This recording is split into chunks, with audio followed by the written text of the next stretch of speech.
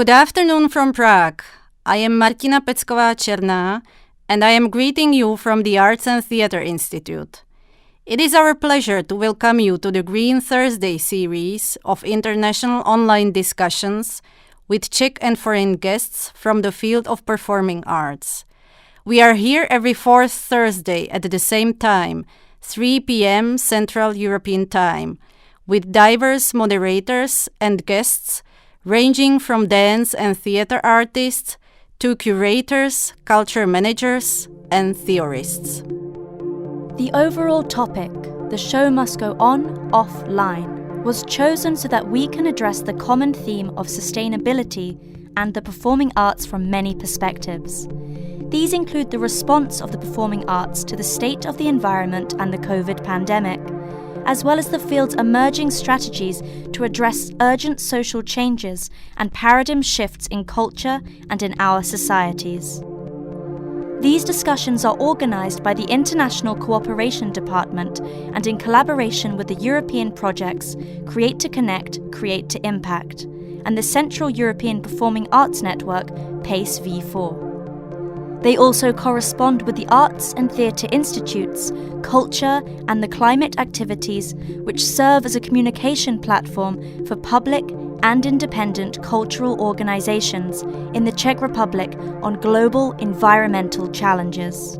We are available online on the Zoom platform right now, and later you can find our recordings on our YouTube channel. You, our spectators, will have the opportunity to ask our guests questions during the live meeting. Please feel free to use the Q&A section in your Zoom application.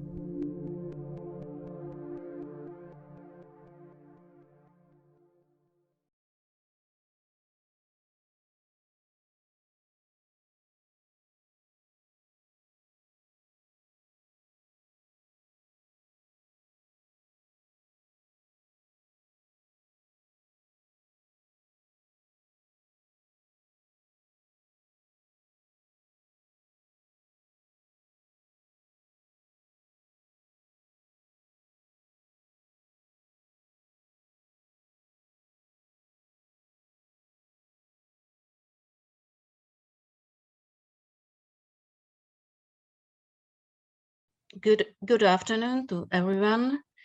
My name is Susanna Ulichenska. I'm working for Theatre Institute in Bratislava, that is a long-term partner with the Arts and Theatre Institute in Prague, that is hosting this series of questions. Welcome to April session.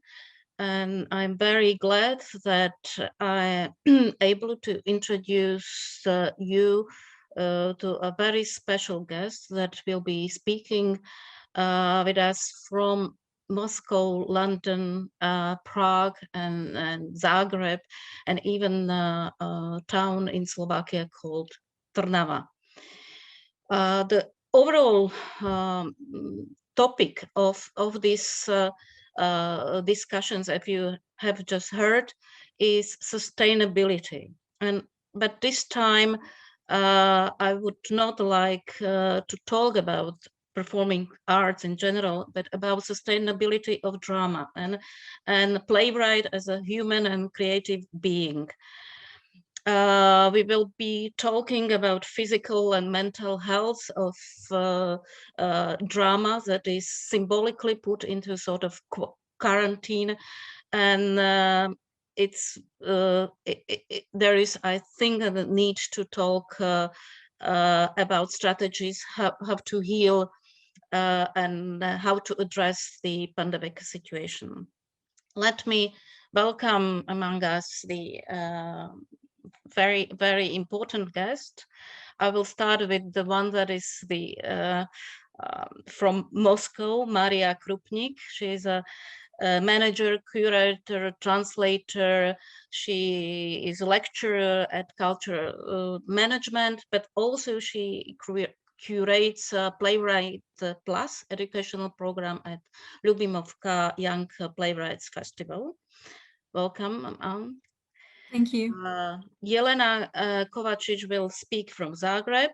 She is dramaturg, playwright, also a translator from from Polish language. She has been collaborating with very well-known journal Kazalište for years, and as a playwright, she has been collaborating with many Croatian theaters from Zagreb to Split. And we can say also that she's a winner of a couple of Croatian awards for drama. Lucia Mihálová is a colleague from Slovakia. She studied dramaturgy and playwriting at the Academy of Performing Arts. For a couple of years, she has been already dramaturg of the theater in Trnava, but also she has been a judge for playwriting competitions that are launched by Theatre Institute in Bratislava. Then Sam Pritchard will be speaking in the name of Royal Court Theatre. I think there is no need to introduce this theatre, leading theatre in the area of new writing. He's associate director international of this theatre, and he's directing plays not only for this theatre but also for Royal Theatre. You mean in the Royal Exchange, Manchester, Young Week, Soho, and his directions have been presented in many festivals such as Curator Treffen in Berlin. And last but not least, Jakub Škorpil, a long-time friend. He has co-funded a couple of different theatre journals, including a very popular blog, Nadivadlo. And since 2001, he has been an editor for, I would say, the journal in the Czech theatre life called World and Theatre. So thank you very much all for accepting the invitation. And I just think that the best way how we can start to talk about coping with the situation is to show some good examples, some projects, to talk about some projects that are taking place right now at the moment in different theaters. And I would like to start with Sam Pritchard, who is involved in a very interesting project called Living Newspaper. And I've just read in some ad that this project involves over 60 playwrights and a couple of hundreds of freelancers. So I think it will be very interesting to hear from you how it all started and what are your experiences with this project? Thank you so much, Susanna, and it's great to be in conversation with so many colleagues from across Europe. I guess the Living Newspaper project that we at the Royal Court have been working on during the pandemic really started life this time last year. Our artistic director, Vicky Featherstone, had, since studying drama at university, always had a fascination with and a pull towards the Federal Theatre Project, which was a Depression era 1930s initiative from FDR's government in the US, designed as a way to get artists, theatre artists of all different kinds and disciplines back to work during a period of economic hardship. And the Federal Theatre Project led to all sorts of extraordinary innovations in American theatre. It was a project in which Arthur Miller first cut his teeth. There were some extraordinary and revelatory black theatre productions and projects that came out of the scheme in Harlem. Orson Welles worked on federal theatre project shows. And one of the most singular elements of the Federal Theatre Project was this thing called the Living Newspaper, which was designed as a touring show that would move around the US to communities small and large. And the subject matter of the show would change and develop with the news. And very often the plays and the items that were a part of the Living Newspaper were directly informing audiences of a shared reality that they didn't have access to necessarily through other forms of media. And I think when the pandemic began, and when in the UK and I think probably internationally as well, in the performing arts, there was such a palpable need for freelance artists to come together and to have something to work on, for theatres to find a way of engaging with artists during the pandemic. Vicky and we as an artistic team went back to the origins of this project and began to wonder what a form might be that would reimagine the Living Newspaper for the 21st century, and for our theatre and for our audiences. And very quickly we alighted on a sense that, as you say, we wanted to provide work and opportunities to the many hundreds of actors, writers, stage managers, technicians, lighting designers, choreographers, all of the different disciplines of artists that we weren't able to work with because our theatre was closed. And I suppose the scope and the scale of the project has been designed with that aim in mind.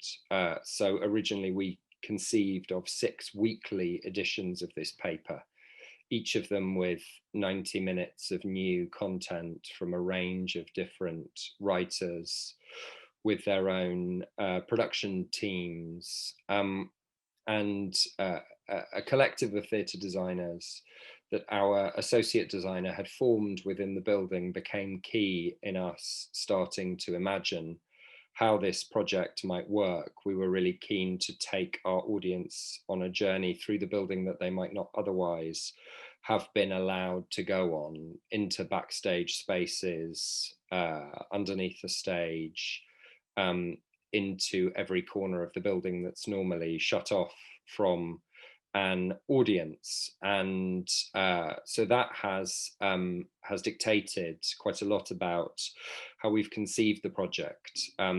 Different articles occupy different spaces across the Royal Courts building. And last December, we began this project, and it was conceived initially for both a live and an online audience. And obviously a series of kind of second wave lockdowns across Europe has meant that the current version of the project, which reaches its 7th edition next week, has been conceived largely as an online only project, working in close collaboration with an extraordinary theatre and film company called T Films, who are working around the clock with us to make around 90 minutes of really varied material by at least 15 playwrights each week. I've got some, if I can make the technology work. Yeah. let's Yeah, hope. it would be nice to imagine. Some photo. Can everyone see that? Yeah. So the newspaper, as it's conceived currently, takes the audience on a journey around every space in the building. It always begins with a collectively written front page, which has traditionally been conceived as a musical number in the reversed structure of the theatre's main downstairs space, a speedily written 10-minute response to issues and themes that are occupying the week's news, whether that's in the aftermath of the death of Prince Philip, the Duke of Edinburgh, ideas and issues around deprivation that have dogged the UK government during the pandemic. This has always been conceived as, this is the only live streamed element of the project, which we broadcast live each Monday, and it's always been conceived as the most responsive element of the project. The newspaper let's see if I can keep moving. The newspaper takes us through radically different spaces in the theatre into a kind of substage space which sits underneath the Royal Court's main space, which is conceived as a kind of part club environment, part home for all of the subcultures which have lost their place in society during the pandemic.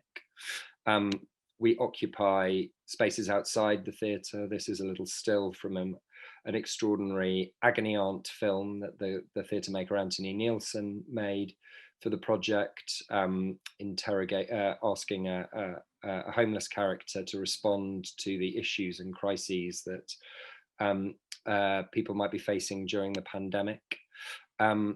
There are more ambitious, fully filmed pieces that we make in our theatre upstairs. Each week we commission a cartoon of the week, a very visually led, graphic, and an often cheeky response to the politics of the moment, including this Boris Johnson related riff on the UK's relationship with Europe. Audiences engage with horoscopes and agony aunt pages that are offered by individual performers here in the cloakroom of the theatre. There are longer form articles that tackle issues around identity, contemporary politics. Writers have responded in both very specific ways to the events of the week, but also to long-running issues and ideas such as climate change. We have a weather room, which is a dedicated space with a kind of environmental box that allows writers to think about climate and the weather. There are underground spaces which have been built and designed to allow writers to engage with ideas about media, trolling, the way in which our relationship with the internet has changed during this time. The newspaper has also been a sort of source of fun here. The extraordinary and inventive theatre maker Tim Crouch spent last week with us exploring a kind of chaotic and comic and surreal take on horoscopes, but it's also been a space for reflection of people's mood, their anxieties, their inner life during this time. This extraordinary piece by the theatre maker Rachel Young is part of the current edition, and it explores those themes. So hopefully a huge variety of work has been what we've been able to offer across the project. And it's also allowed us to reflect in lots of ways on the way we make theatre, why we make theatre, and to engage with all of the relationships we have with the writers and artists that we work with. Pause there.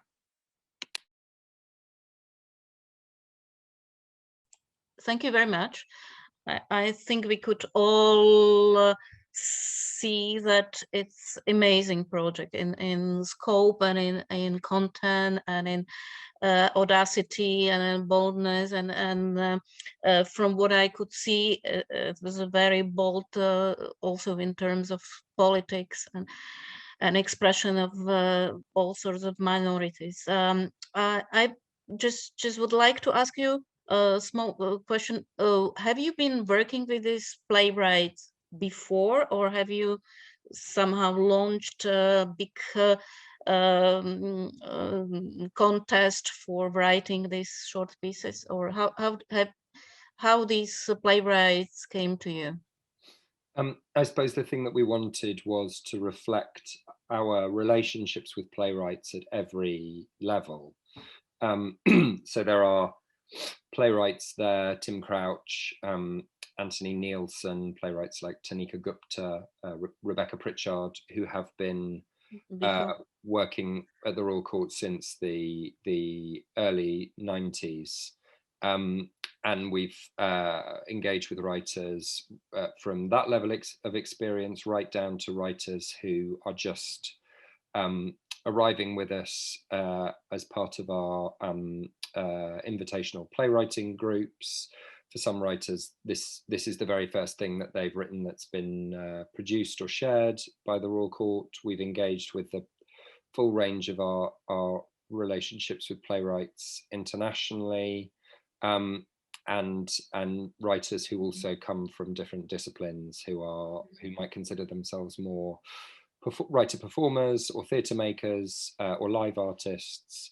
So we've tried to capture in this group every kind of relationship we have with writers. Mm-hmm. Mm-hmm. Is there anything you would like to ask some about this project?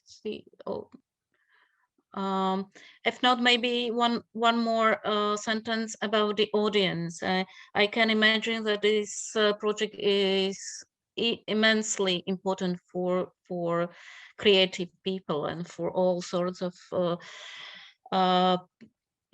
technicians and choreographers, as you said. But is there a need from the part of audience? How popular are these short films? How can you how are you able to engage the audience with this?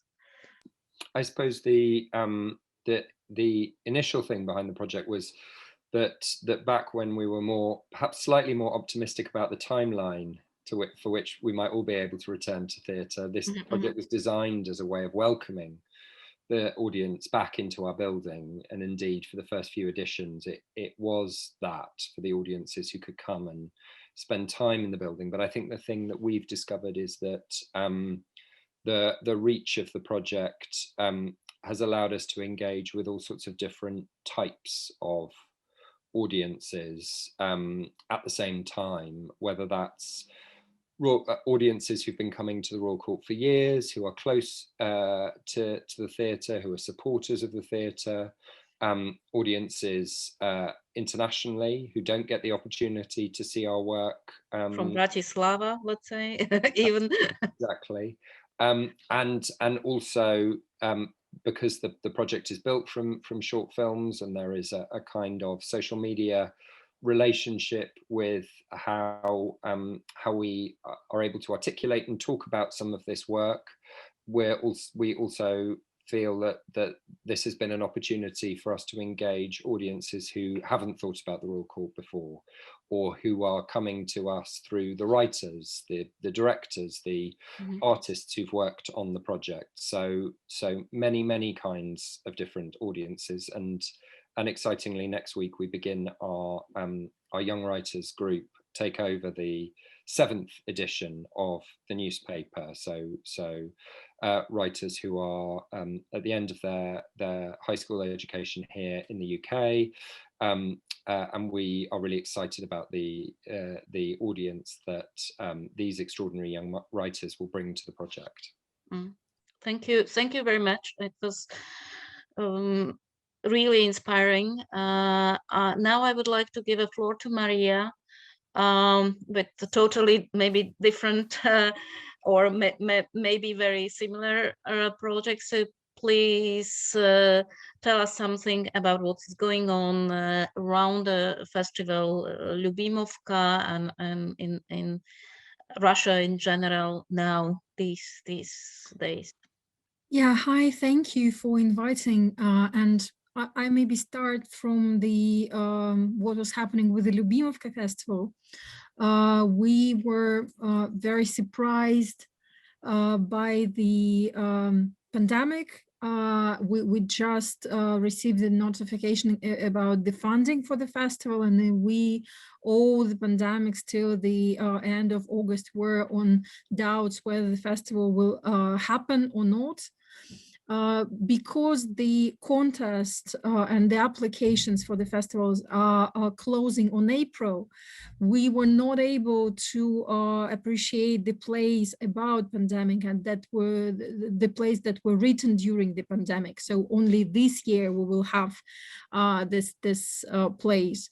But we were able to hold the festival, and it is also was the issues of management, how to cope with restrictions of audience, how to make the online broadcasting of all the readings and master classes that we have on the festival on one hand, but on another hand, we were able to bring Belarusian playwrights, even though that they will have the political crisis in the country. And it was very important for us to make it possible for them to come to Moscow and to relax from the stress and destruction that they were feeling in their own country. And as well, we were able to find a partner for the online broadcasting of all our events, and our audience grown because of that dramatically from like 2,000 a year up to 13,000 people.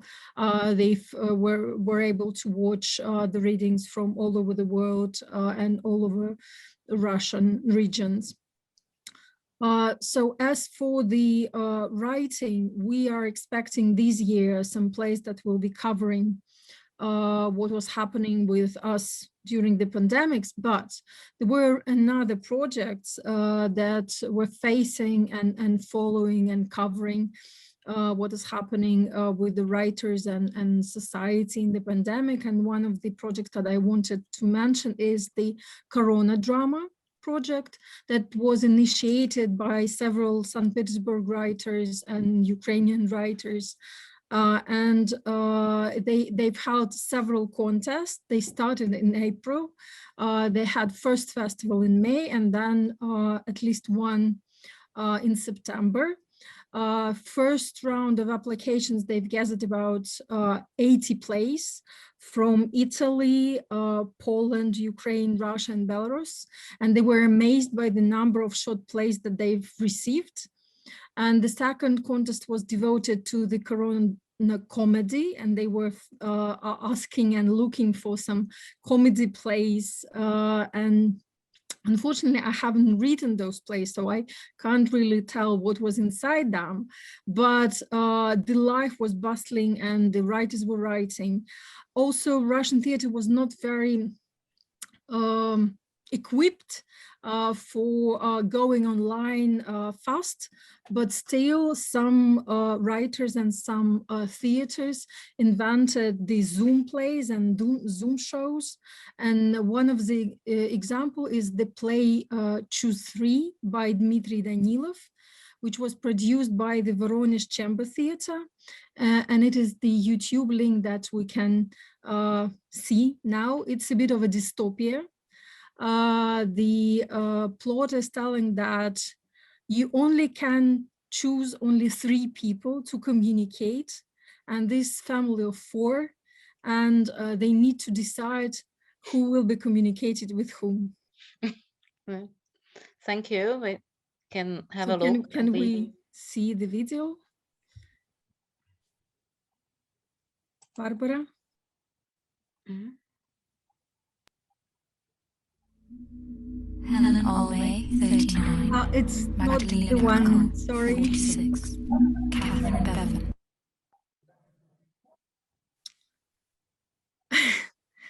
So Another example of the project was the Izhevsk Center for the Contemporary Drama. They are doing the educational project, which is called the Udmurtia Drama School. And they've decided to have the drama series. So they've gathered local young playwrights who were led by the professional established playwright from the Ekaterinburg, and they were writing series which were connected with each other, and they were they've transformed the Center of Contemporary Drama in Izhevsk into the film studio, and they were making this drama series like a road movie, and speaking about the local situation and stories that are happening in Izhevsk. And training in playwriting and in showcasing, and the local audience was very fascinated and followed this series, and were waiting for next series. And we're asking when it will be released, and it was a very clever way to preserve the audience with the theater center. So it's was one of the ways to kind of help the audience, to entertain the audience, and to speak with the audience, and kind of prove the sustainability of the center.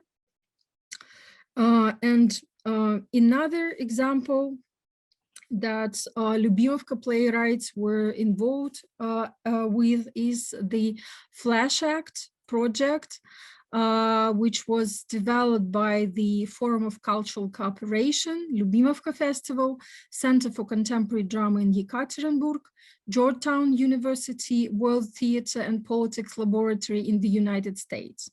And Russian and US playwrights were writing a short plays, and Russian and US directors and actors were making the video versions of this theater plays and releasing on YouTube, on Facebook, like an online festival. And it also helped us to create the links and to preserve the links that we had during our Lark and Lubimovka projects. And the last project that I wanted to mention is the International Women's Writing Project that was initiated by the London-based director Baresh Çeliloglu. This theatre project called Locked Down, Locked In, on the topic of increased murders of women and domestic violence during the lockdown period. And she's doing it with her theatre company, Theatre Istanbul in London. And she managed to unite the writers from England, Turkey, Greece, Spain, Russia, Italy, Poland, and Australia. And I was one of the managers and writers from the Russian side. And we were discussing what issues of domestic violence, and not only domestic violence stories we are facing in Russia. And we can see the promo video of this project. The Barbara were trying to show it, and I stopped it, so now we can see it.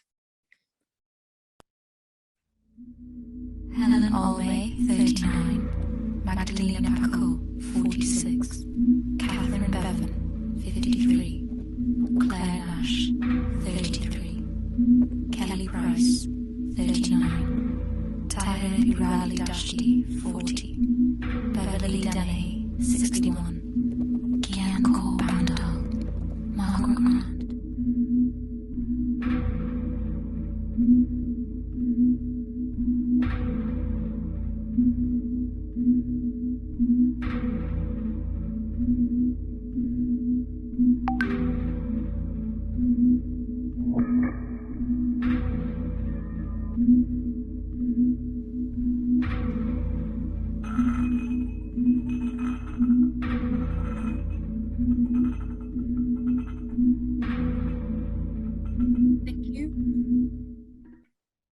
So the problem of domestic violence is kind of all over the world, And that is why it was very important for us to take part in it. And when we were discussing the stories from Russia, we had the story of child kidnap and suffering of a mother. We had a story of monastery abuse and the nun that was put in danger because of the management of the monastery. Her life and health was put in danger. We had the story of like neighbors treating badly each other, psychologically, not physically, but still it is the violence, and some other stories. And this project is not released yet, so the work is going, and we hope that like nearest months it will be released, and you will hear about it more.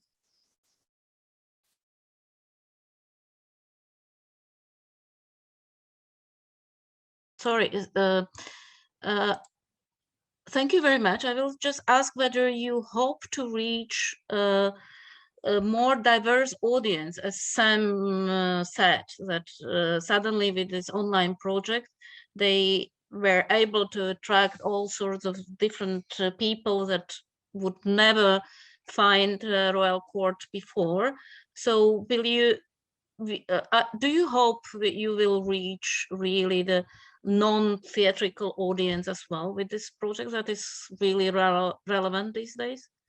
The numbers that we've seen by the end of the Lubimovka festival last year, through the numbers of viewers that reached our broadcasting and watched our posts on YouTube and our readings on YouTube and masterclasses on YouTube, showed us that yes, we are reaching wider, like a number wider audience.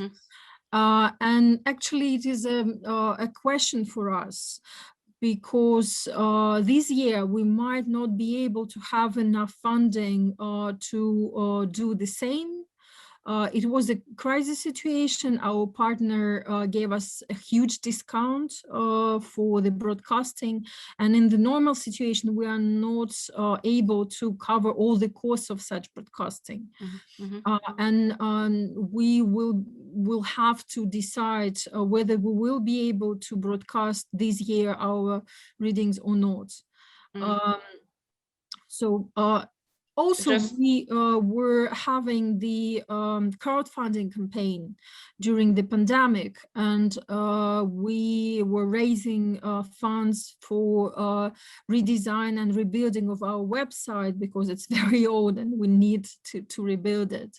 And we were able to raise about 500,000 rubles through the diverse events, and we were having the 24 hours drama marathon, when the actors from all over the Russia, from Sebastopol to Kaliningrad, from Yekaterinburg to Moscow and Siberia and the Far East, were reading diverse plays, and we were broadcasting those readings online, and people were able to donate while they were watching those videos. Just for our audience to be able to imagine, I've read that you just received the 754 entries for your festival, so it will be quite a large number to read. Yeah, we just on the 1st April closed the application process for this year. It's 745 plays, and our 18 readers are working hard. And by the mid-June, we will have a long list, and by the beginning of July, we will have a short list. And soon, by the end of July, we will have the full program of our September festival. Is it a bigger number than years before or not? It's a bit lower than previous year, because last year we had 850 something. But still, it's a huge number. Okay. Okay, thank you. Maybe we can go back to the video we wanted to show at the very beginning, if we are able to see the example of video. Maybe we can try Choose 3 production. Yep. Just by remind director Mikhail Bychkov from Chamber Theatre in Voronezh. this is the story of a family that Yes. can only talk with 3. Yeah, it is the family kind of discussion who will be selecting whom to communicate for the whole pandemic lockdown. Mm-hmm. Barbara, can we try to?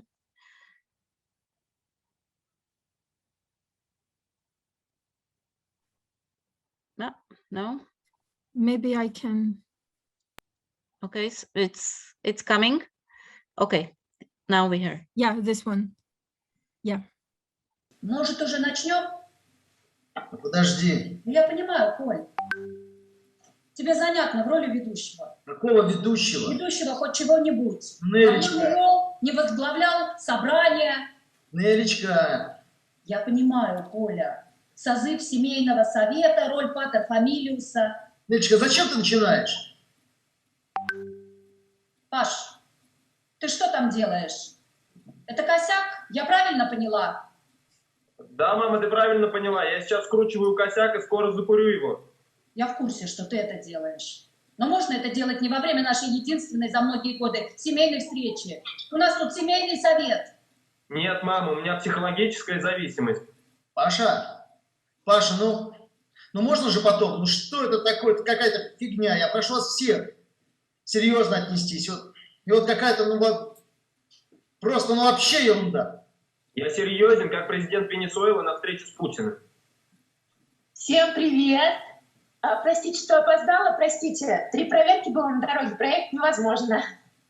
Ой, ну все собрались. Петенька, здравствуй.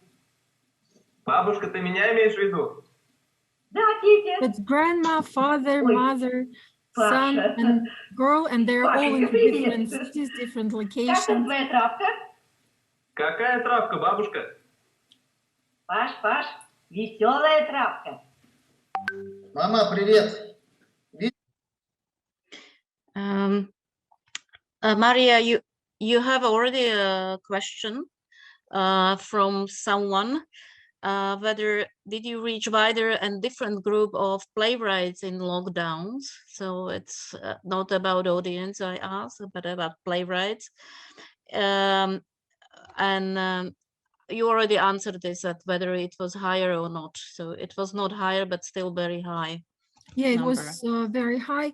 And if we would speak about kind of sustainability and how theater and festivals were supporting the playwrights during the pandemic, for example, the Theater Dog, they've initiated the educational program of training, and the citizens from all over Russia were able to participate online in the drama classes with diverse playwrights, and then they were having the online readings of their plays that they were devising within those classes, it was payable, so there were a fee that people had to pay to learn playwriting from the playwrights who cooperate with the Theater Dog, and this was an opportunity for playwrights to earn something. So now you can, in next year, you will have 1,000 plays written after all those courses. We'll see. We're not hunting for numbers, but we're looking for the new themes, new language, new heroes, new topics. Yeah. So we are looking for something new. Yeah. Thank you very much. I hope you will be able to raise money even if the pandemic is stopped. And I think theater in Russia was not so badly hit. I understand, at least from amazing number of great productions that were presented by Russian Case during the Golden Mask Festival. Non-governmental theaters were quite hit by the pandemic. Some were losing the venues as all over the world. The state theaters were more safe because they have the subsidies from the government. But still, we are trying to do our best and survive somehow. Okay, thank you very much. Now I would like to give a floor to Jelena from Zagreb. We have asked her to present the project that is with the obvious title, Mono COVID-19. And she will tell us something how it all started and what are the outcomes, because it has already been in the stage form as well. So please, Jelena. Thank you very much. Hello, everybody. I'm very glad to be here. Thank you for the invitation. So I will try to tell something about a project called, the title is a little bit different. It's Monovid-19 and not Mono-COVID, so it's a little bit different than you said. So this project started from an individual initiative. The lockdown in Croatia started in the middle of March 2020, and as everywhere, everything was of course cancelled over the night, and most of the theater artists are freelancers, so this was really a shocking situation for everybody. And as soon as it started, everyone gathered, and on Zoom, of course, because from their living rooms, but still we were in a way together. And we had a lot of discussion, what can we do and how can we respond to this new situation. And a lot of theater artists started to produce online content.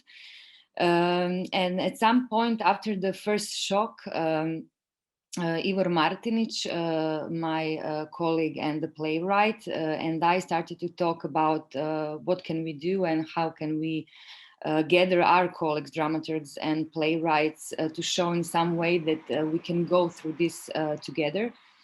So one night we were just talking on the phone, like every night. Ivor actually lives in Barcelona, he doesn't live in Zagreb. And we came up with this idea of Monovid-19. And since Ivor is one of the editors of this website called Dráma, which is publishing Croatian plays, and I'm the vice president of SPEED, which is the Guild of Playwrights, Dramaturgs and Screenwriters in Croatia, we decided to make a collaboration between those two organizations. But it was very important for us that all the writers were paid for their writing, and we didn't have any money. So we just had the idea. So we contacted Croatian ITI Center, and they were very much interesting. The ITI Center also is publishing this magazine called Kazalište in Croatian, in English is theater. And the president of Croatian ITI Center, Željka Turčinović, she supported us. She decided to support us and to be a part of the project. So the idea was to invite 19 Croatian playwrights of different generation to participate in the project. Number 19, of course, is from the name of the virus, our new little enemy, common enemy. And some of the writers were very well known writers. Some of the writers were students or at the beginning of their career. And we were very thankful because they all said yes immediately. As we called them, they said yes, we want to participate in this, and they saw it as an opportunity to act together in this situation. We wanted them to write about this paradoxical situation that is separating, and that was separating, because in Croatia there is no more lockdown. This paradoxical situation that was separating and connecting us at the same time. And Monovid-19 was an attempt to see this new, to look at the new life circumstances that we were forced to accept because of the pandemic, which actually made us question some of our life habits, our relationships, made us to wake our fears, to test our resistance to panic, but also to question social and political system that we are living in. For us, this situation of isolation was had a lot of drama potential in it, because it was new, it was unknown, and it brought to light the best and the worst in us. And at the same at the same time, the form of monologue was very interesting for us, because the monologue always implies this other person that you are trying to say something to. So a monologue always contains an interlocutor, and this urge to talk to somebody and to share this experience with somebody was very much intense. And writer's task was to write a short monologue about the life in isolation, but we gave them a choice to choose between 4 different perspectives. From a perspective of a completely new character made up for this project, from a perspective of a character that already exists in some other their former play, from a perspective of an already existing character of a canonical writer, or from a perspective of a real person, either historical or contemporary. They had a deadline of 10 days only. And some of them respected this deadline, some of them didn't, but we weren't that strict. And none of the authors knew what was the other one writing about. So at the end, when we got all the monologues, we really got a gallery of different stories and different characters, and it was interesting because there was no repetition, so everything was completely different. Most of the characters were new, so made up for the project, but we also had, for example, monologue of Richard III, of Melanie Trump, of one French scientist, Bruno Canard, or, for example, of a guitar of a Croatian politician and musician. So we really got 19 different perspectives. We had powerful politicians and their wives. We had scientists and nurses, old people locked in their homes, single divorced mother, molested women, victims of domestic violence, lost youth, religious fanatics, concerned neighbors, forgotten artists, lonely angels. And we had also, for example, the character of Europe. When we got almost all the monologues, we started to publish them on this website, Drama.hr, and we were publishing one monologue a day, but only during from Monday to Friday, so during the working days. And so it took us about four weeks to publish all the monologues online. Of course, just for reading, they were not staged, they were just for reading. And actually, in this first week, we got several calls from different theaters. They were interested in the project. They wanted to collaborate in some way to stage it online or live, but we didn't actually want to do it online. We wanted to do it live performance. So we decided that we are going to wait for the lockdown to stop. And at the end, we collaborated with Zagreb Youth Theater. It actually happened very fast. We weren't expecting this at all. In the meantime, all the monologues were published in this magazine Theater. So you can see this is the front page, and these are the 19 authors that these are COVID heroes. They were writing for this project. And so as soon as the lockdown finished, we started the rehearsals in Zagreb Youth Theater. It was the end of the May, beginning of June. This theater actually supported the project from the beginning. And the performance was direct. Maybe we can now show some pictures, and I will just continue talking because we have some pictures. The opening night was in the beginning of July 2020. And the performance was directed by Anica Tomic, a director that I always work with as a dramaturg. It had since that was really a lot of material to stage, 19 different stories, a lot of different characters. We decided to make actually 3 performances that started at the same time and were playing at the same time during one evening. Every performance had different audience, and every audience saw 7 monologues in one evening. In every performance, there were actually 6 monologues, and the 7th monologue, all the audience watched together. And of course, we made an adaptation for the stage. We made 3 narrative lines, and every line had a guiding character. Actors were playing all around the theater, in every corner of the theater. And the guiding character was guiding them through the theater and through the performance from one stage to another, whether it was a real stage or an improvised stage. Some of the monologues were no longer, of course, monologues. We had 20, this is on the roof of the theater, we had 20 actors, and some of them are playing in all the 3 performances. So they are running from one performance to another, which was very challenging for them and for us, because we have to have a very strict timeline.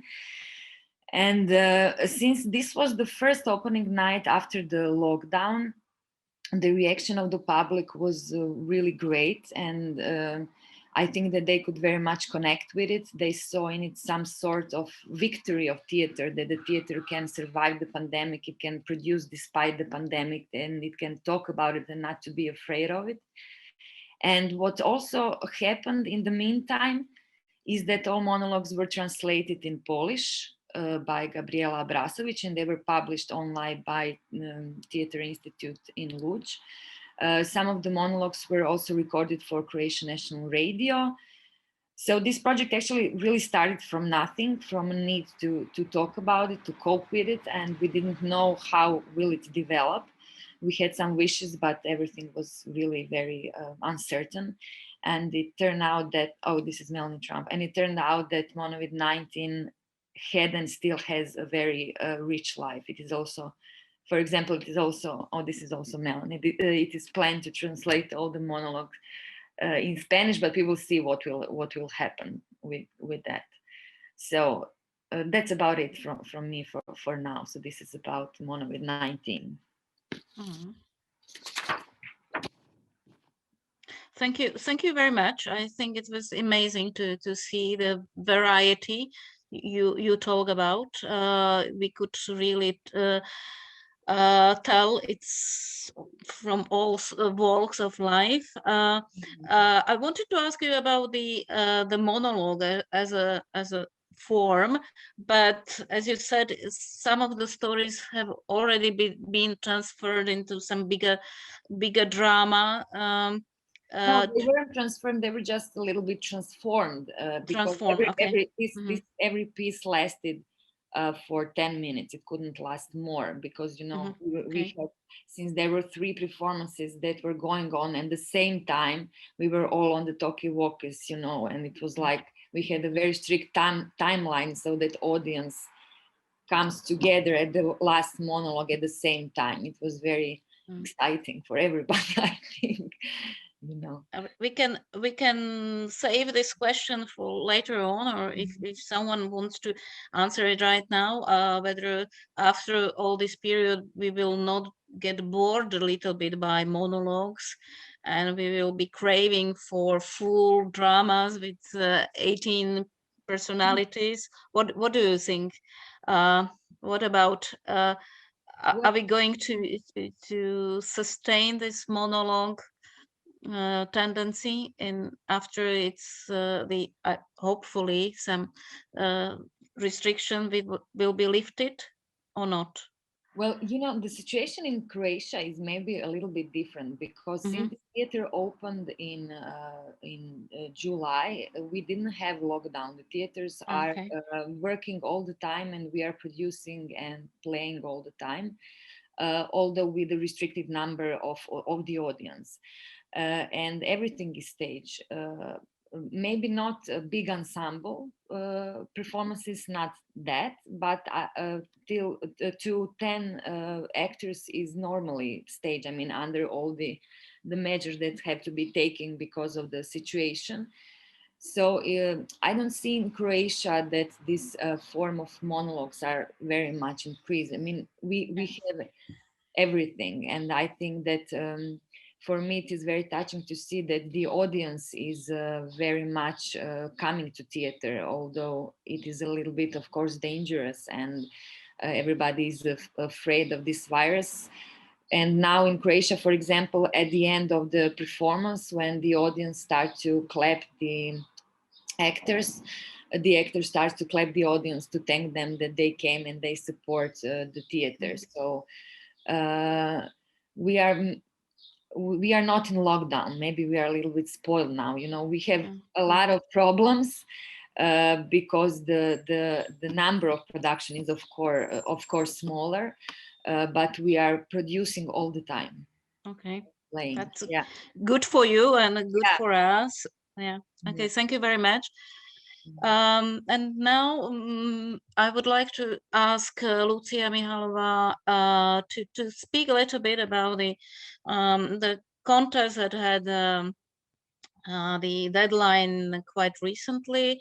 It's been already for 20 years that this competition for new text for both Czech and Slovak playwrights has been launched. And what we can tell right now that the number of entries was doubled more or less since the last year. So at least in terms of quantity, it's a big rise. So Lucia, can you tell us about the topics, the mood of these plays you already read? You should not talk about names because it's not really released the outcomes. Well, so also thank you for inviting, and good afternoon, everyone. So the drama contest is announced annually by the Slovak Theatre Institute in Bratislava, and is it the single and also most significant Slovak contest for playwrights. Plays in Czech language can enter also. In the drama contest, the winner is awarded among main awards also the Jan Palaric Theatre Award, that why I am a part of the jury as a dramaturg of this theatre. So just mentioned, currently the first round of the contest is running. The second reading round begins in May, where only 10 out of 64 plays may enter. That is why I don't want to give away too much details, nor prefer or condemn any given text. I will more likely try to approach the issue as a whole regarding the corpus of the play, which is in many regards remarkable compared to the previous years. So the main difference compared to previous years is the amount of the plays that enters that entered the contest. The amount is doubled this year, and also the concentration with which the plays were written is noticeable. You can basically feel the amount of time on the hands of the authors, which in some cases show the ability for the plays to, so to say, age well. The authors had time they previously did not have at their disposal. In the previous years, there have been plays based on an interesting premise which has not been seen through properly, much to our dismay. It is also interesting that many of the previously recurring themes, such as the redefining of national history, life under totalitarian regimes, capitalism and consumer society, are not strongly present this year. It is interesting that this year focused on texts that have been really introverted. That means they did not try to lure audience with some grand bait topic or being pretentious, but it was a really insight into the mind of man and his relations with himself, their parents, their partners, kids, as if coronavirus introduced some form of relationship audit, forcing one to explore closely the quality of an individual life and their intimacies, excluding politics, environment, history, etc. I appreciate and hold in high regard the sincereness that some authors entered in their confessions. it is also quite compelling that this very personal approach abolished the schemacity, model and thesis-based writing, which were so very present in the past years. A recurring motive this year is, I mean, it is remarkable that it is death. The plays take place on funerals, hospitals, on the brink of death, as well as the afterlife. More than before, the motive of murder is present, mainly suicide. There are thoughts, medicinal and philosophical in character regarding death, regarding if and how we are ready for it, and if it is possible at all. It is very interesting that the authors worked quite often with spiritual themes, such as ghosts contacting the afterlife, the characters of devils, demons, souls, etc. As the authors were asking themselves a question, if the contemporary state in which we find ourselves, if this waiting for the pandemic to blow over is alive at all, but are also raising the question if it could be considered life, the existence we led before the pandemic. And important theme, topic that connects several plays is guilt and the following weight on one conscience, as well as the struggle for redemption. It was an interesting note for me that in this year, the authors are much more universal. They talk about topics that do not necessarily correlate with the current media coverage. Of course, there have been pieces that involve the topic of corona directly, for instance, in form of conspiracy theories. I considered interesting the text that correlated corona and art, like, for instance, the picture of an empty theater could be found in several plays.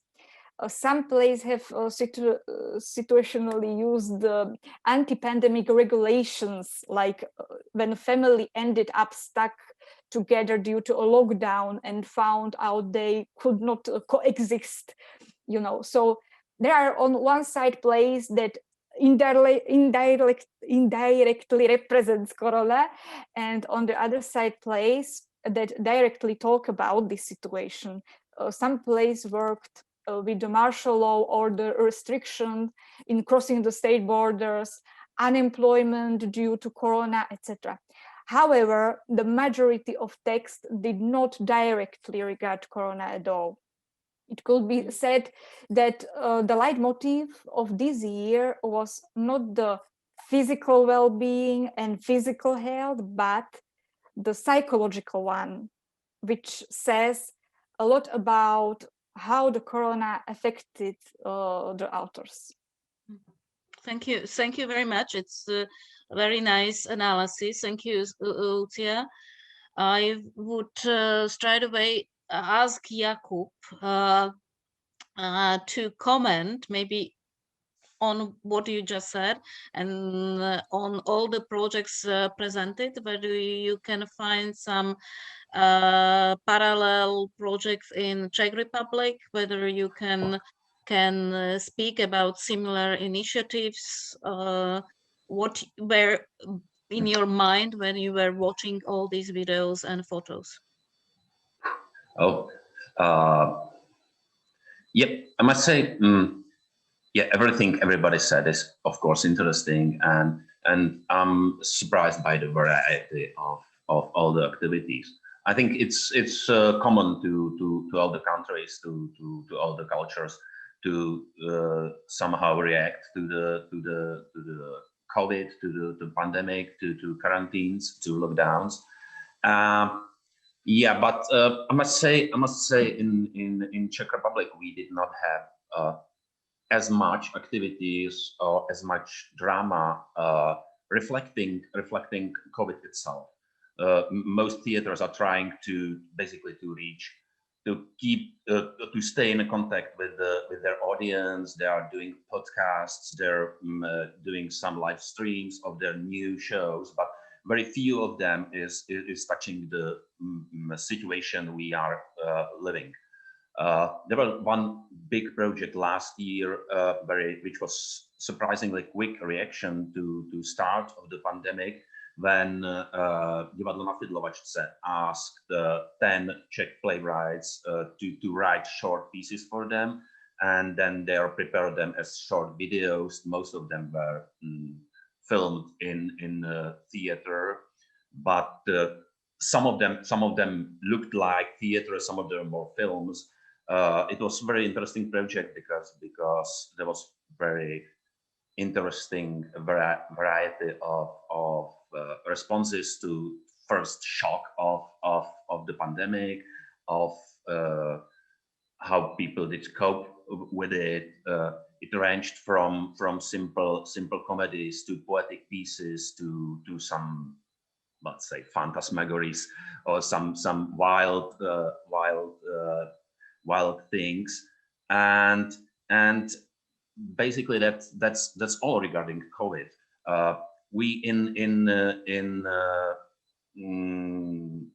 Yeah, maybe I can add that unfortunately we had a similar contest as you have with Dráma, but it ended a couple of years ago. So we currently do not have a big drama competition in Czech Republic. So it's limited to activities of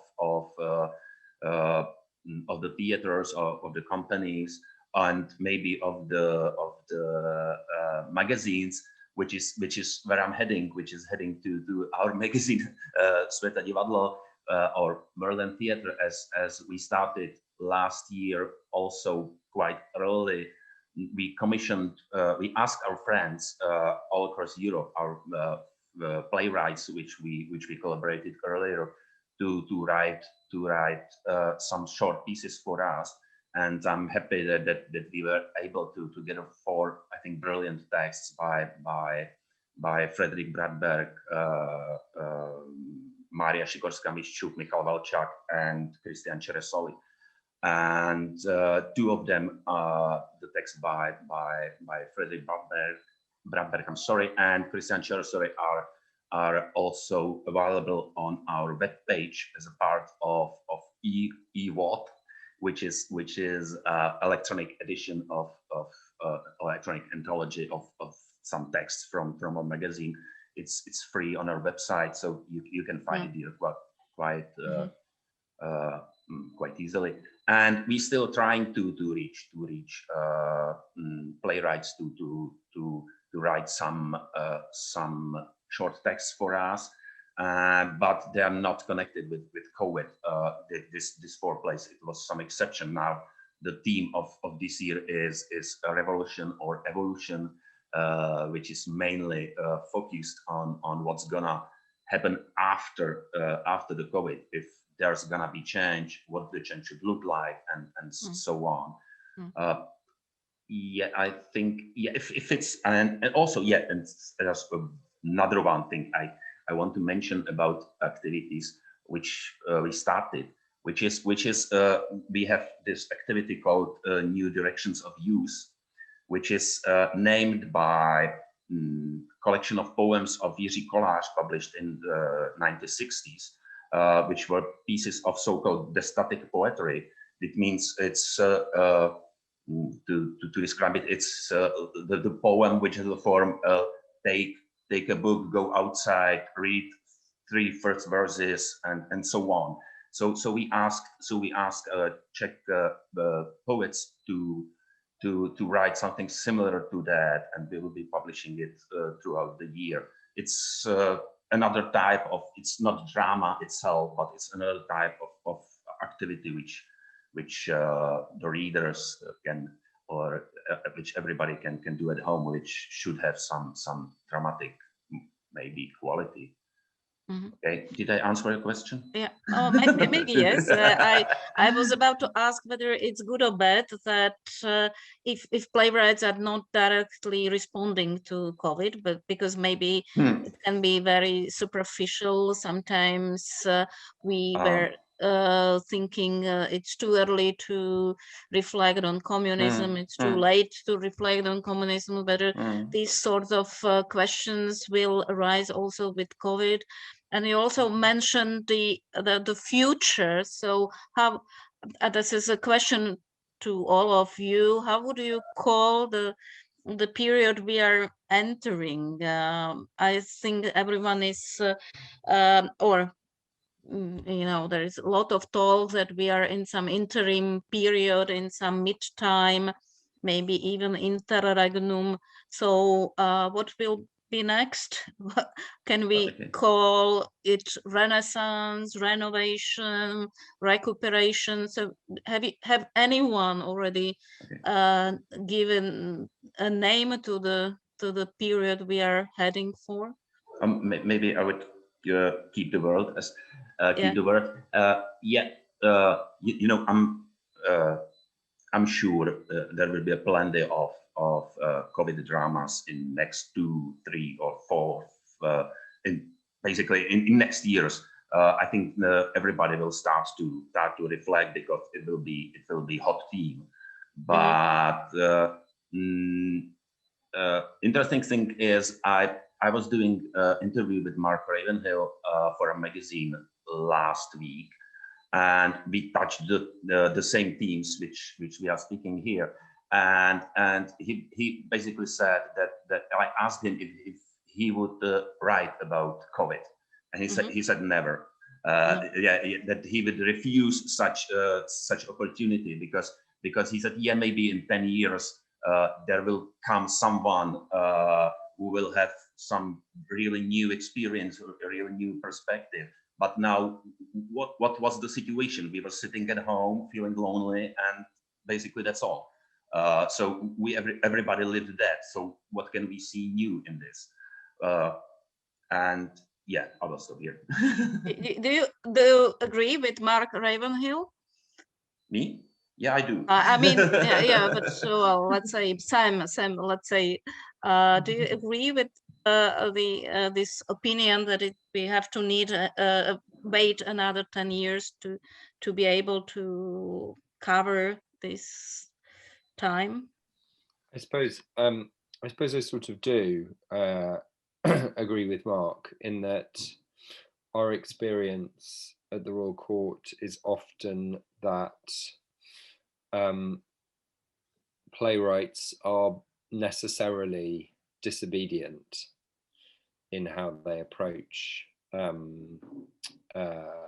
writing about the current moment, and that the best plays about the climate, or the best plays about contemporary political events, often don't look like we expect them to look. I think a lot of British theatre after 2016 spent a long time wondering who would write the great play about Brexit, or that would open up that subject matter, and I don't know that anyone really did or has, or if they did write about it, they wrote about it in really unexpected ways. And I think our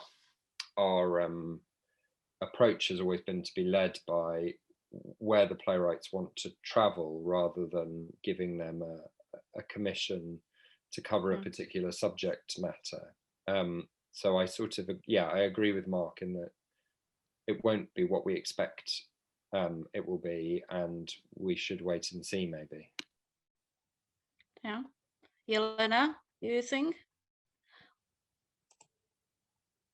Well, I don't think that there is a one answer to this question. I think that it very much depends on how an author is reacting and to the themes that he or she is interested in. So I saw a lot of really good works that are really an immediate reaction to this situation, because unfortunately not all the people were at home sitting and waiting it to finish. a lot of people didn't have the opportunity to do that, didn't have the money to do that, didn't have the comfort to do that. I think that yes and no is the right answer. You know, it depends on what do you want this drama to be. Of course, that's the distance from. We actually had this conversation with one of the authors that is also in Monovid 19, because at first he said that he doesn't know because he doesn't have any distance to this theme, and he doesn't know what to write about it because he doesn't understand it yet. And then we said to him, well, write about that you don't understand this situation, because this is a perfectly normal feeling at this moment. I think that in Monovid 19,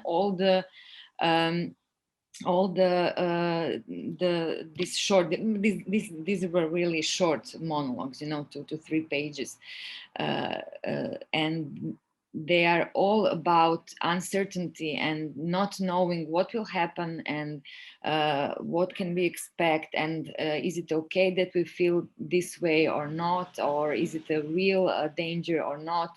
So all the questions that we are asking ourselves every day. But of course, the distance will give a completely different perspective on all this. I mean, and a lot of writers in Croatia are also not writing about COVID. Some new dramas that are now pending in theaters are not about COVID, but are, for example, about some stuff that appeared, for example, last week there was an opening night of a really good performance about conspiracy theories, because you know, what is happening around us is like a golden mine for conspiracy theories. Okay. So it is not directly about COVID, but it is, because one of the conspiracy theories is 5G and stuff like that. So for me, we can even yeah, it's yes and no. We can even invent a new genre like fake drama or conspirational drama. That's, thank you very much. And the Russian theater is very well known for docudrama and documentary approach. Maria, do you see any emerging documentaries coming out of this situation and covering this situation? Will a big project that will be linked to our response to COVID be staged? I'm not sure. But I remember that actually one of the programs of the Lubimovka Festival is a fringe program, where the special jury selects the plays that are not looking like the classical text for the theater. And they are asking whether it is possible to stage such a text or something that is presented as a play, and like questioning the borders of the theater, the borders of the playwriting, the borders of the drama. And if I will be able to share, so one of the plays of the last year Lubimovka of the Fringe, it was the play by Elena Kovacic, which is exactly covering the COVID situation, and it was the collections of the screenshots of the Instagram, and it was the view out of the window of the apartment where Polina lives, and it was showing this several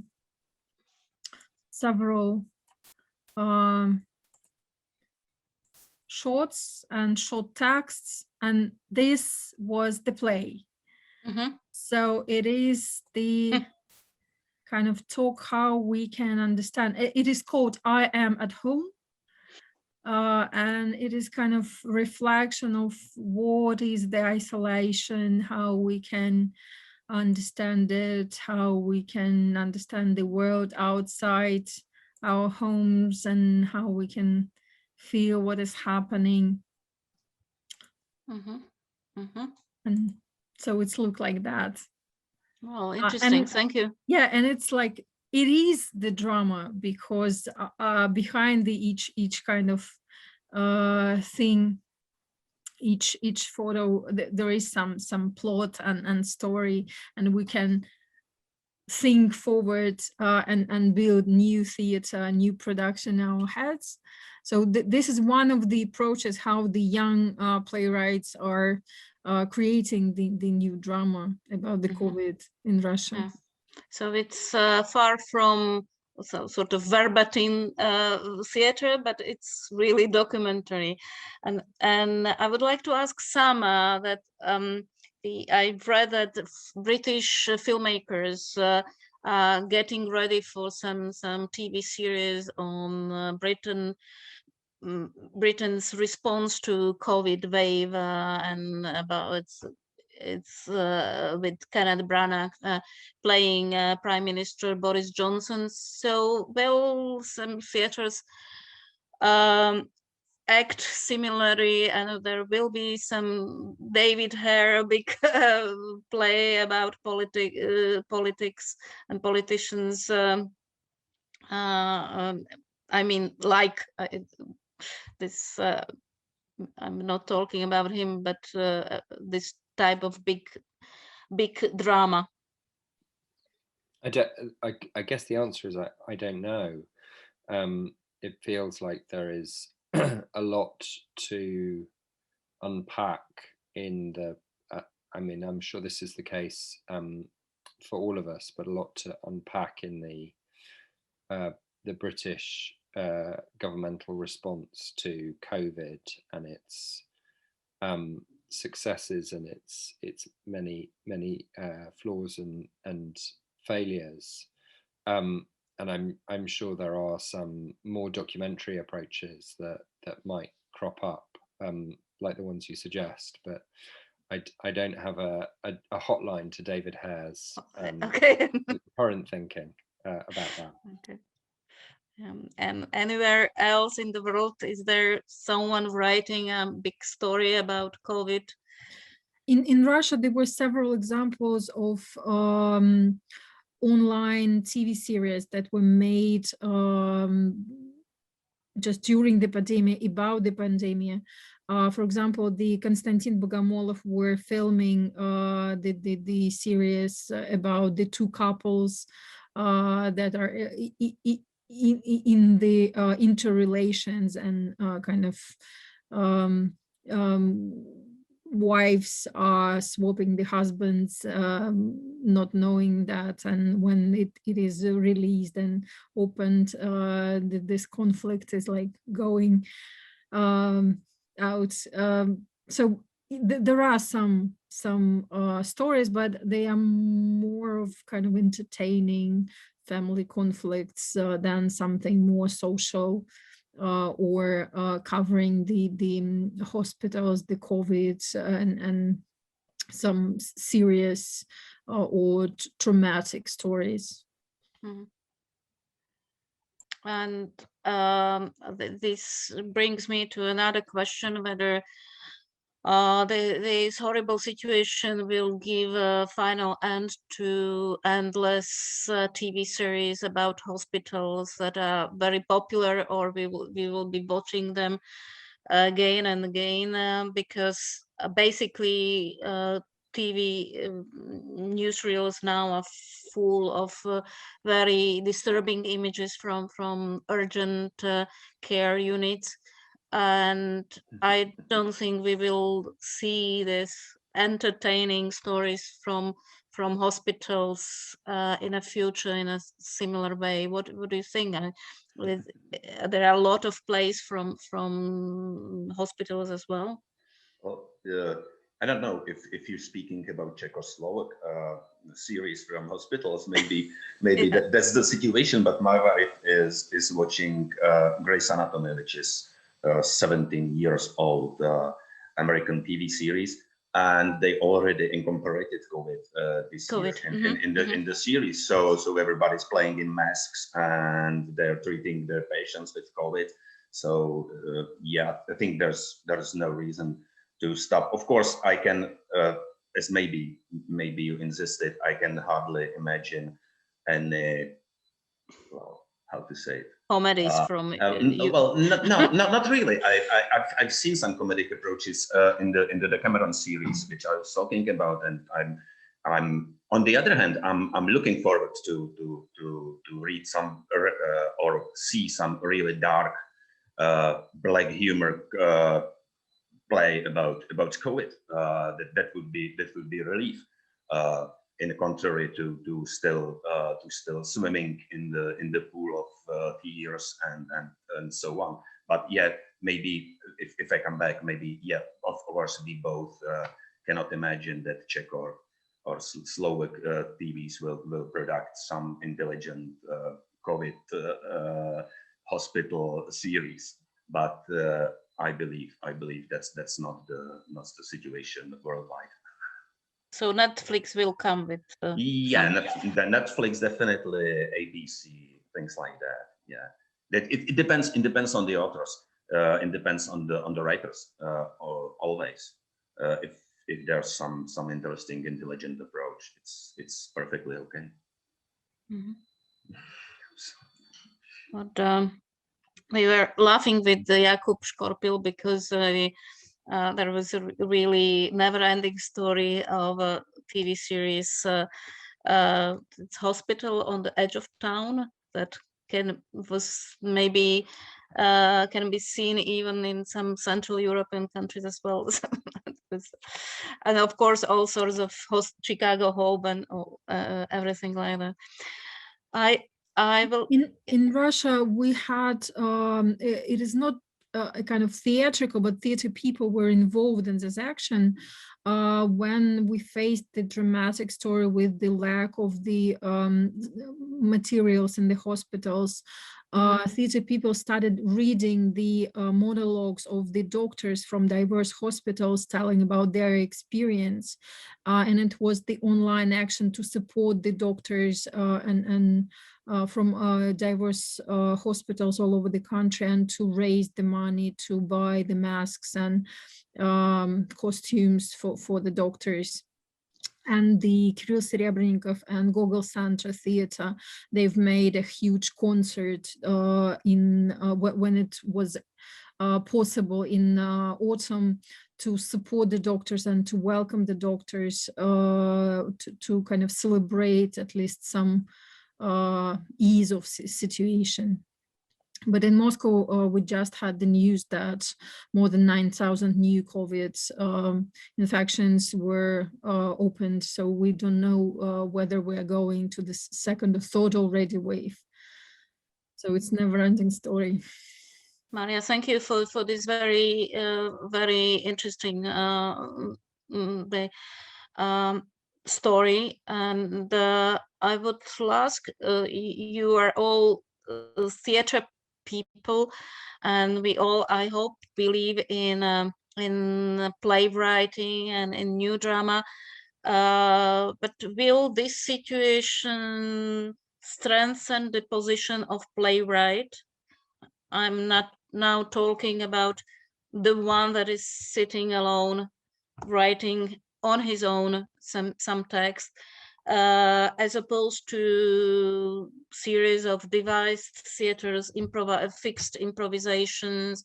During the Russian case, there was a discussion about necessity of new drama in the new theater, and basically many people don't think it's needed, as a text, as a starting point anymore. So what do you think? Because this situation is definitely not very good for devised theater. So is it good for lonely playwright?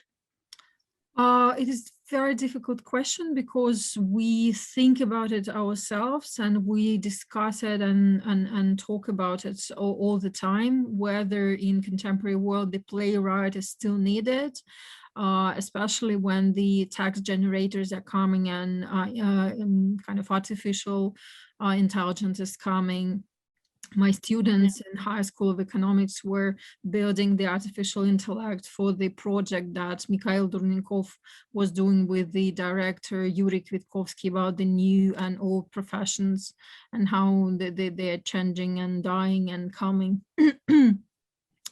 So I don't know, but I believe that people will always need stories.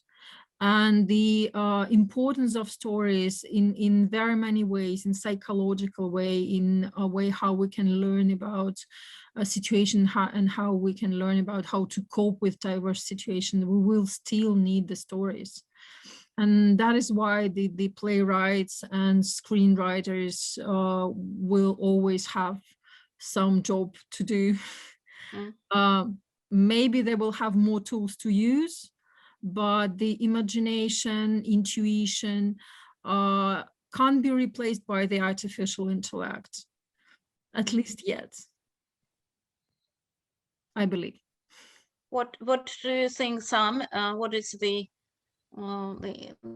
position of playwright now on a British? It seems that playwright should be very flexible, and it should or it can he or she can select in which way he or she wants to work and where to go, because now the playwrights are working with the plastic theater, dance performances, shows, films, series, devising and writing the play for a theater, or adapting the poetry or novels for the theater. So there are a lot of work for good playwrights, and theaters still need them. But situation is changing, and where it will go, we do not know. So we need to follow it. We need to keep a hand on pulse of the time and be ready for as many changes that it will bring us. Yeah. Jakub has something to add to this. He's raising his head. Yes. I want. Yeah, I would oppose what you said. As you said that, if I understood it well, as you said, the times now are not very good for devised theater. From what I mean, because people can't meet. Yeah, but, you know, but from what I'm experiencing in Czech theater, it looks like that they're not good for classical drama or the old type of drama, because of course theaters are closed, and when you try to produce traditional type of drama online, it well, almost never comes well, and so there's a plenty of projects based on probably conceptual art, on maybe also devised type of or new type of drama, when several companies are presenting you with organized happenings. Immersive theater is having quite good time, because you can walk through the streets alone, or several types of theater plays, several types of audio walks, and basically to answer your question is it all will depend on whether the theater will change after all lockdowns are lifted, after COVID will be nothing more than seasonal illness, as we are used to with flu and things like that. And there's a big discussion, I'm sure, not only in Czech Republic, all around the world, whether the theater should change, whether the theater should use the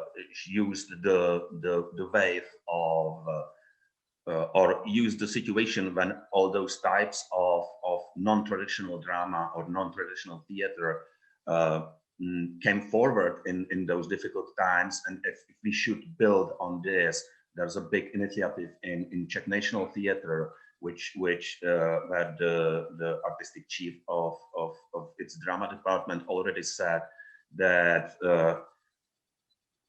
he will, of course, be staging classical plays, but a regular part of their repertoire should be some site-specific plays, some types of non-traditional drama, some performances which will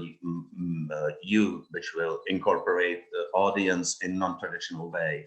So maybe maybe we are standing at some in some crossroads maybe, and never. I think nobody knows where will we move next. I would like to ask Lucia, because she works for traditional repertory, regional theater. Are there similar thoughts occurring in Trnava as well as in National Theatre in Prague? Do you think of what should be put on stage in next months? Do you search for some classical piece of repertoire that would suit the atmosphere of contemporary life? Mm-hmm. Well, I think the change of dramaturgy most likely has to come, but we cannot evaluate that yet. We will see during next year. We are currently focusing only on universal themes that could be interesting during the pandemic and post-pandemic times, like the generational conflict, the discrimination of minorities, the need to understand differences, but also the topic of altruism and compassion. We think it could make sense that the people in quarantine gained new insight of these topics, but we will see. I really don't think that we should play about plague, apocalypse, deadly diseases, corruption of the world and such, mainly because we lived through that. We should take our time to approach the theme artistically, because only with the passage of years we'll begin to see what impact this situation had on us and how we change. But do you? But do I you just want think to there add will be something about. Sorry. Do you think that there will be a wave of adaptations of Camus' Plique, or the end wave of the White Disease by Karel Čapek in our Czechoslovak context, or certainly those the journal of Plague year, all those really superficially linked to this situation, or have you dismissed this option right away? I think this is not really curious for us or for the audience, but I just want to add something to our Slovak playwrights and this question about improvisation theater and site-specific theaters, because I think that Slovakia is still pretty cautious about creating own projects based on improvisation. I mean, classical repertory theaters. And to approach a playwright, present him with the dramaturgical intention or a concept ideological focus is still a safer bet, and we in Slovakia prefer those. The less risk, the better. Not in the bad sense. In this regard, the position of the playwright is not threatened in any way. I think we are more likely to encounter the issue that there is a lack of good playwrights in Slovakia. There certainly could be more. Hopefully, there will be more after the pandemic. I hope.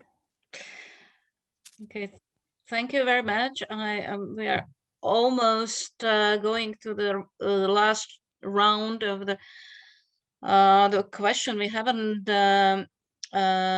responded yet to the to my idea how we can name this period. Whether what would you suggest? Will it?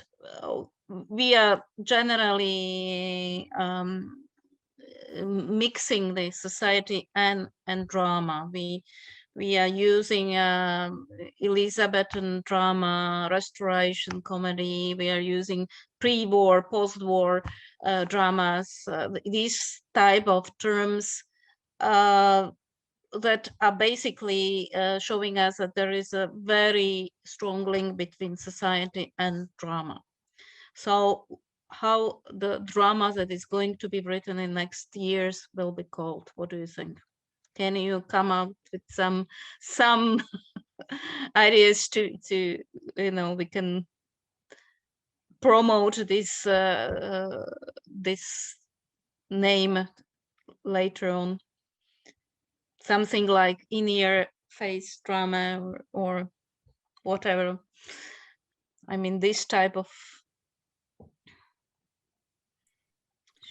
Jelena has something to say, so certainly.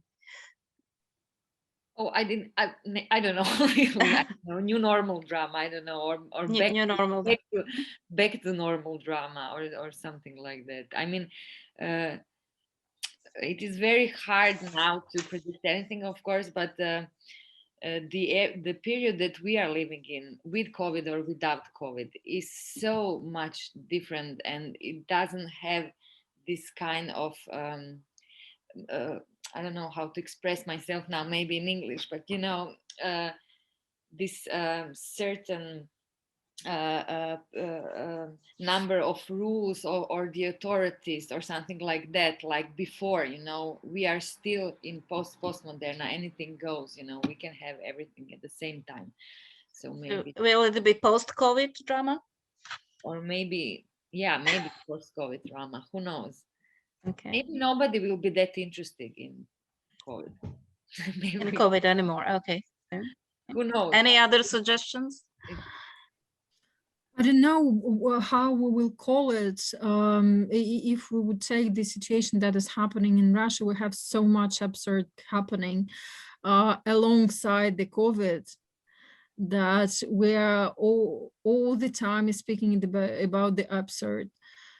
In terms of the politics, in terms of the war in Ukraine, in terms of the Navalny story and what is happening with him, and it is the level of terror and absurdity that is happening with the repressions and so on, that the COVID is just one of the problems, of the number of factors that we are dealing with. And it was very funny somewhere in the end of summer when the authorities were going to ease the restrictions about the public gatherings and theaters. They were suggesting that the film houses and theaters should show more of the comedies to make people easier to adjust to the situation. And that we faced after the Lubimovka festival, that some plays were immediately taken by the theaters and staged, and the plays that were staged were speaking about post-Soviet experience of the conflicts in the post-Soviet republics, and diverse issues with the nationalities and ethnicities and ethnic conflicts and so on. So just reflection about the post-Soviet times and crushes of the country. And it seems that we are on the edge of some big changes, and the COVID is one of the steps towards these big changes. And this is, I don't know how we will call it this time. Roaring 20s. Jakub, certainly you can come with some idea. No, I was joking in our common chat here that maybe excluding some in Great Britain, we are everybody waiting for vaccines. So maybe it should be in your vein, Drama, because they already do vaccine in Great Britain, but we are all waiting, and God knows when we will get our vaccine. So no, I'm not sure. I'm not sure if as we touched the subject during the discussion here, nobody knows what's gonna happen. As I said, we're standing on the crossroads, and as I think some pointed out a couple of moments ago, or maybe I'm sorry, maybe it was somebody else. It's best to expect unexpected. The best drama would be the drama which we cannot imagine. It would be something that we could not expect. Somebody comes with something completely surprising, and as you asked us in the question you sent us before, if we are waiting for another Angels in America of this period, I think it should come. I think more or less it's sure. This type of drama will come in years, but it will be complete surprise. It will be from direction we could not expect it. It should be somebody very young. It should be Carol Churchill, for example, coming with some really super view of the situation, or David Mamet, or I don't know. So yeah, I'm not sure. I'm not sure we can label. We're still so deep in the situation, even though maybe in most of the countries we're beginning to see the light at the end of the tunnel, as we all the time hear. But still, it's too early to give labels. Okay, just to say that FBI report knows what is coming, and they say fractious societies worldwide, increase instability across the world, reshape political, economic realities, and so on and so on. So at least someone knows that it will be quite a dramatic material to write about it. Well, what do you think, Sam? That's maybe I will give you a perfect option to close this the talk. That we've been really aware of in this period of time is, and I think this goes back to our conversation about whether this was a positive or enriching period for the playwright, are the plays that we have lost in this gap or in this pause, and the particularly for freelance artists and particularly for emerging writers and artists, the careers and the opportunities that have been imperiled by this crisis. And I think that feels like something that will really define the next period of time, that as Jelena was saying, that not all writers and artists have had the luxury to sit back and use the expanse of time that being at home has offered them. And I think particularly in the UK, we have been thinking and concerned about those artists, particularly for us playwrights, whose work may have been scheduled, disrupted, who might not have got that first play in front of an audience, whose economic situation means that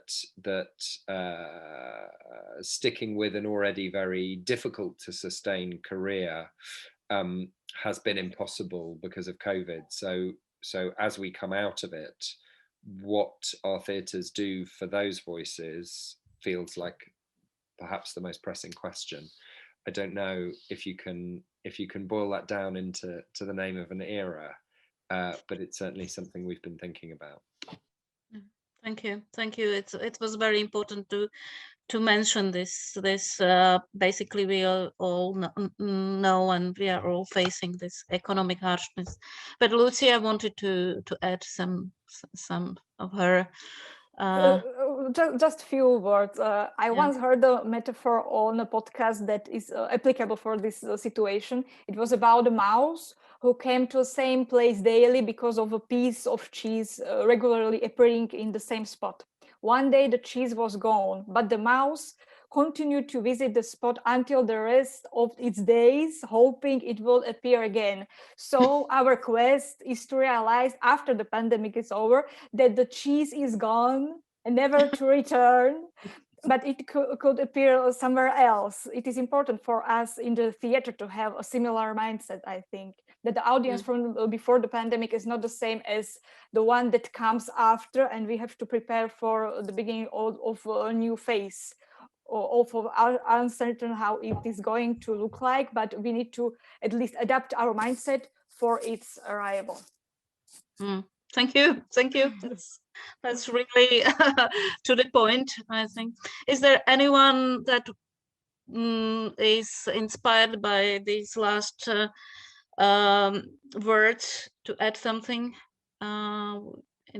Just some closing remarks from your part? If no one is urged to say anything more, I would really like to thank you very much for your extraordinary, really perfect contributions and presenting the projects that are all very valid and that are helping not only your communities, but also via some international relationship. Also, I think the general theater public, at least in Europe, if not anywhere else. Thank you very much, and hope to see you in some real time, real place, sometime, somewhere. And I hope it's not the last time we talk. Thank you very much. Thank you very much. Bye.